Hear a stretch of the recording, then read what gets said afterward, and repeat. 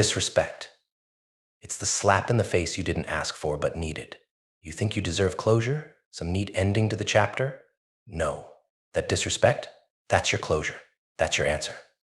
You keep waiting for an explanation, for someone to sit you down and make sense of why things turned out the way they did. But sometimes life isn't about clean endings and sweet goodbyes. Sometimes it's the harsh truth staring you right in the face, daring you to wake up.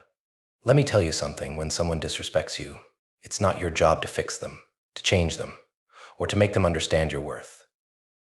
The moment they disrespect you, they've told you everything you need to know. Their actions are your final conversation. No more waiting for that apology, for that moment where they suddenly realize what they've done. No, that moment won't come. And it doesn't need to. Their disrespect was loud enough. See, people love to talk about second chances. But let's be real for a second. Why give a second chance to someone who couldn't even handle the first one? When someone disrespects you, they've revealed who they are and how little they value you. Don't get caught up in their excuses, in their promises of "I didn't mean it," because if they truly cared, they wouldn't have done it in the first place. Respect isn't accidental. It's intentional. Here's the truth: holding on to the hope that they'll come back around, that they'll see your value eventually, is just holding yourself hostage. You don't need their validation. You don't need their explanation. You don't need their approval to move on. Disrespect is your signal to walk away. It's the door slamming shut, and the best thing you can do is let it close. Don't chase after people who can't even offer you the basics of respect. Don't spend your time and energy trying to understand why they did what they did. The why doesn't matter. What matters is how you respond.